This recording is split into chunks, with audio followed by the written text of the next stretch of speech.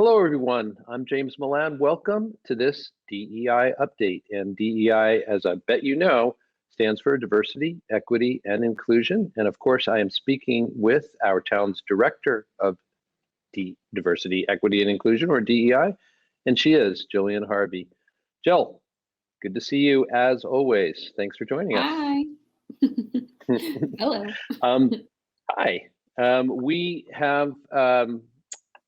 have a lot to talk about on a single topic today, and that will be re-precincting, which we will get to in just a minute. It's a topic I think is familiar possibly to a lot of our audience because I've been having this conversation with a lot of people, both in my professional life and my personal life, and it does seem to be on top of lots of people's minds. So it will be good to have a chance to process that with you, especially your work through the equity lens around re-precincting. But let's start off by talking about joy, and specifically what that has to do with our newest artist in residence, who is Chanel Thurville. She is making waves by spreading joy throughout the greater Boston area.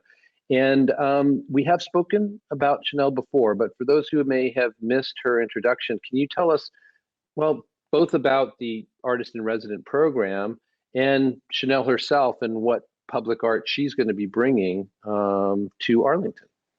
Yeah. So Chanel, it's not her first time joining us in Arlington.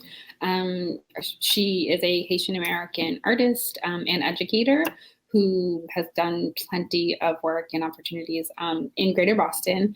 And so earlier this year, I want to say it was June, she participated in doing an artist talk in one of the workshops for the Elevating Arlington's Voices of Color project. So that with the ACAC and the Robbins Library.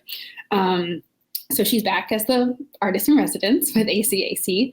And what she'll be doing is for this specific residency, she'll be connecting with community members and looking to bring her specialty is portraits. And so what she does is she kind of creates portraits out of communal dialogue around culture, social issues, different types of existential questions. So what she'll be doing is actually making some portraits of some of our community members, and those will eventually be permanent fixtures here in town.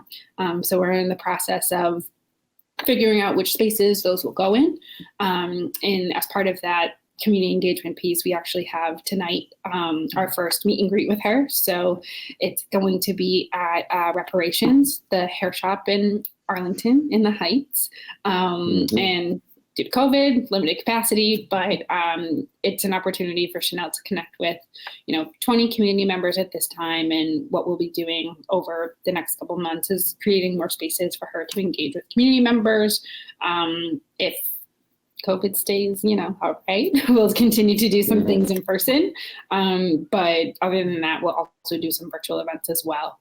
But I'm just really excited to be able to have her join us and kind of share her whole process with us.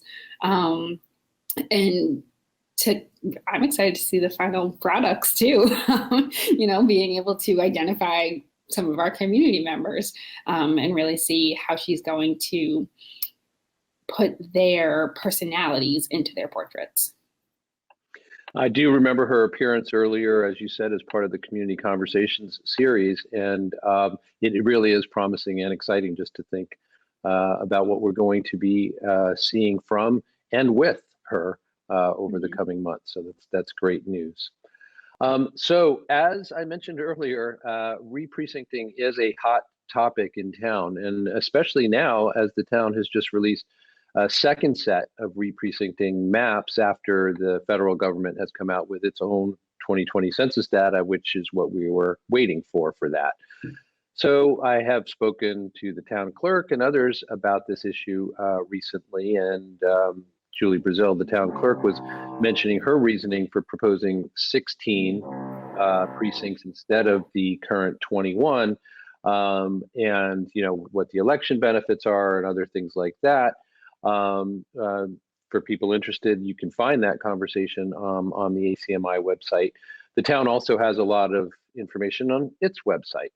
But anyway, as part of the re-precincting process, it's a requirement that we look at the racial impacts on how precincts are drawn or redrawn. And so obviously nobody better to talk to than you in terms of how is the group that's looking at this approaching re-precincting through an equity lens. If you can explain that, that would be great. Yeah. So at this point, I really don't have a concept of time. I feel like it was over a month ago that we got together. So when Julie had suggested reducing the number of precincts and applying this equity lens, I said, of course, I would love to be involved. So at that point, when we first began looking at the maps and thinking about the process, we knew that we weren't just going to use the state maps, which are solely based on population change. So as this process has been moving very quickly, and again, because data was delayed, we've been constantly working with what we have and then making updates whenever we can. But what we did at the beginning was looking at all of the demographic data that we did have for the town and what we could expect with the current 2020 census data once we got it. And what we wanted to do is draw lines based on not just the rebalancing of numbers, but also taking into consideration all of these demographics. So we also wanted to, that big community feedback component, we want that to also ensure that we're not drawing through natural neighborhood lines. So what we've done is take all of the different demographic maps that we've had and overlay them over what we have currently for our precinct boundaries, but then also looking at different areas so that we're not dividing communities who may vote similarly. We're not dividing folks who may be in similar situations with housing. So, one of the areas we focused on when we created our new maps was not using Mass Ave as a dividing line, because quite frankly, folks who live on both sides of Mass Ave are more likely to be voting the same way, or they have some similarities compared to splitting them up.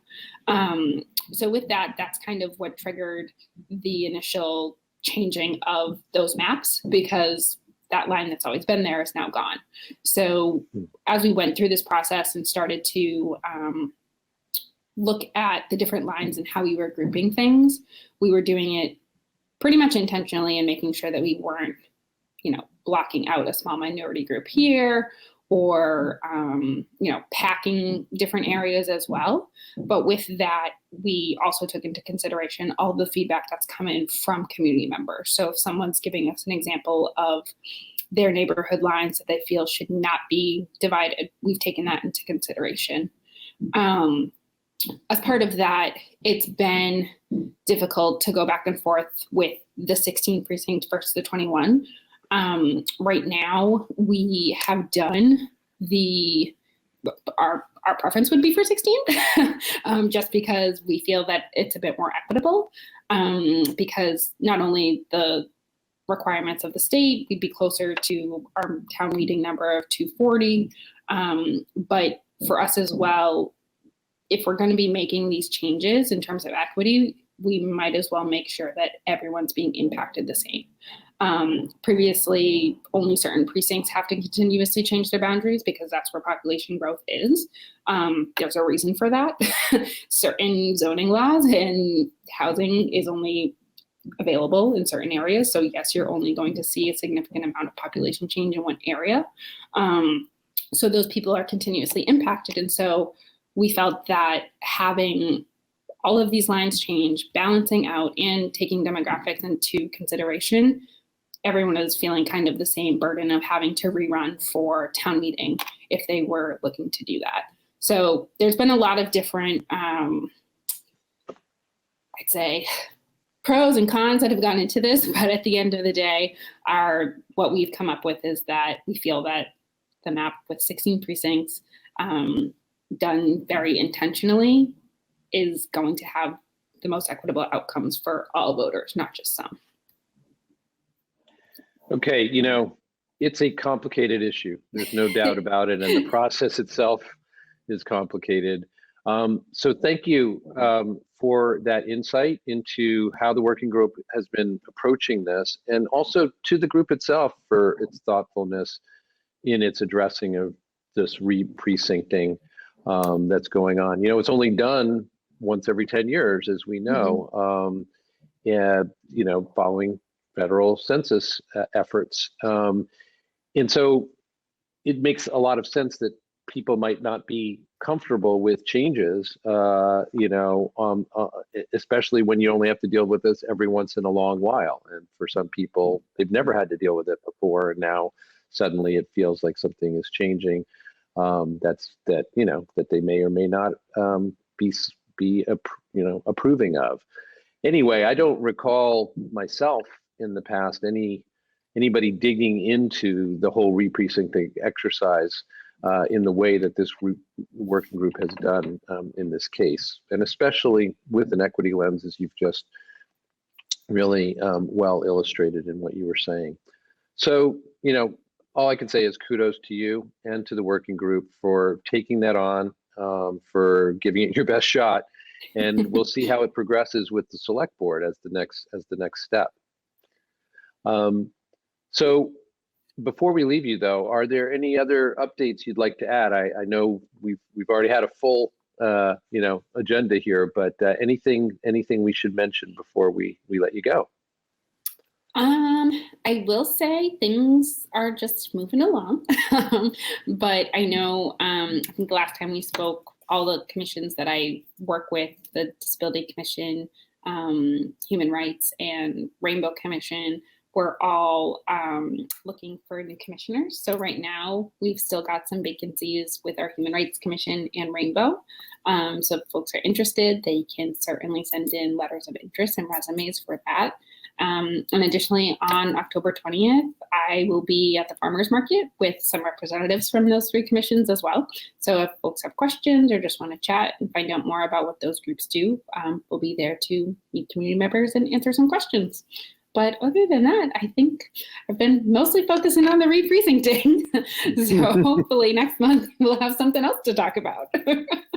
Right. Well, I think we for sure will, right? And so let's just remind folks one more time, because that's a great opportunity, another example of the kind of community outreach efforts that are constantly going on here, it feels like to me, that you and other and commissioners from these various commissions will be at the farmers market on Wednesday, October 20th. And farmers market, I think, runs from 1 to 5 in the afternoon. It's a popular spot and site for Arlingtonians to gather. So hopefully you can have some really good and fruitful conversations there as well.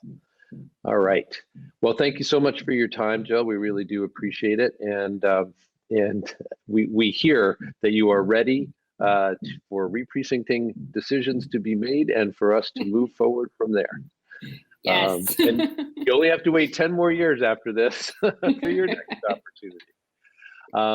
This has been the DEI update. That's diversity, equity, and inclusion. And I have been speaking with Jillian Harvey, who is our director of diversity, equity, and inclusion in town. We appreciate Jill's time as always, and we appreciate yours. Thanks for joining us. I'm James Milan. We'll see you next time.